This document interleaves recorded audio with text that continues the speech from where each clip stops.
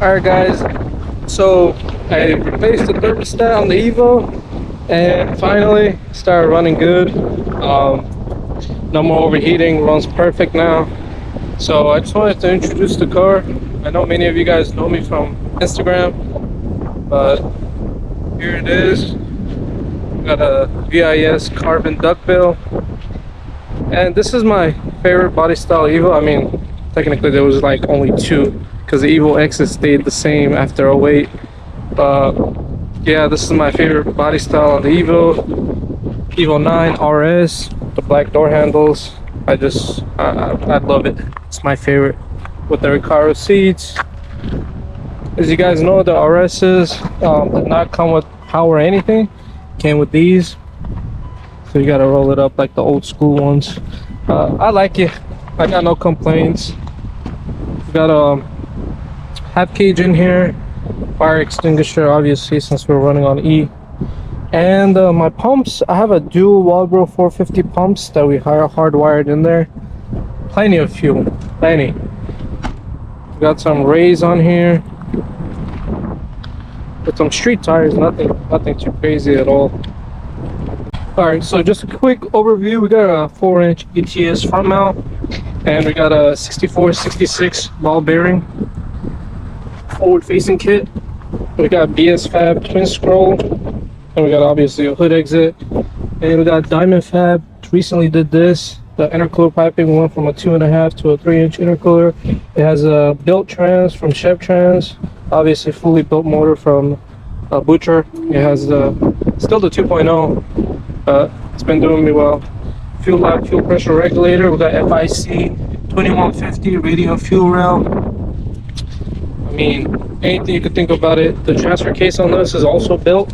It's built by Chev Trans, the guy that built the transmission. And yeah, I do want to change some stuff up though. Like this right here is like super close to the exhaust, so I definitely need to work on that and change some stuff up on it.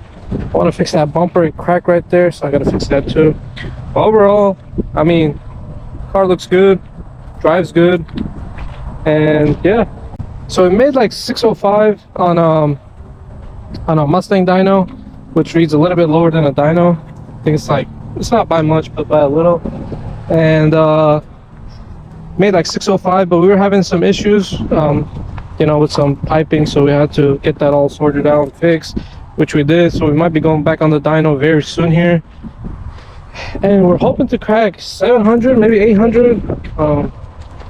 Obviously it has pistons, rods, fully built from bottom to top, head built, S2 cams, GSC S2 cams, Koyo rod, and yeah, we got this APR carbon fiber shroud. Looks pretty cool. Covers up that little gap between the radiator support and the bumper. I mean, I like it. It's pretty cool. Right here, go all the way around, because I was having issues with the regular clamps, like these ones just coming off on their boost. So I went ahead and just went all out and did that. So far, no issues. And we recently just put a brand new brake reservoir. Also my clutch, because it runs my clutch too on the RS since we don't have ABS.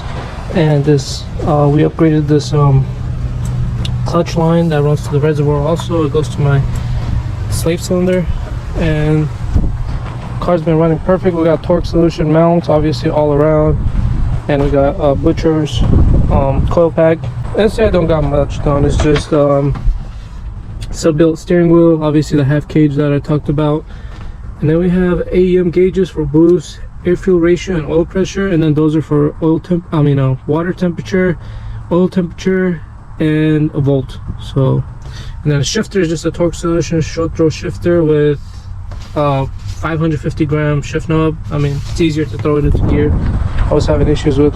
One thing I really hate, right, about the hood exit, and I'm pretty sure most of you guys can relate, is all this right here. Sucks cleaning it. You gotta use some crazy chemicals to get that off, and it just gets super annoying. As you can see, I wiped down my fender and it stays. Like, I mean, you gotta use some.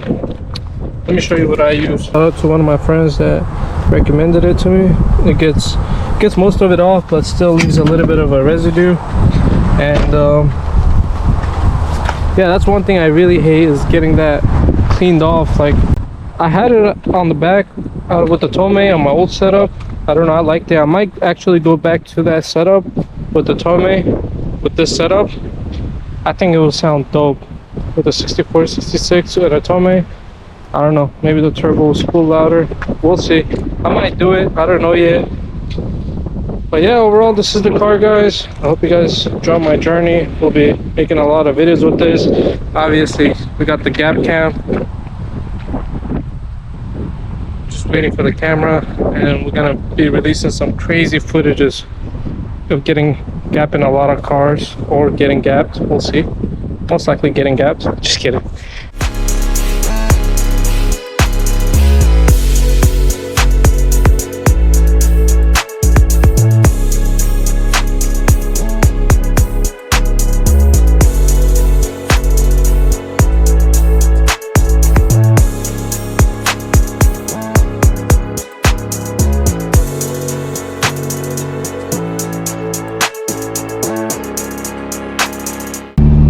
This car is pretty loud.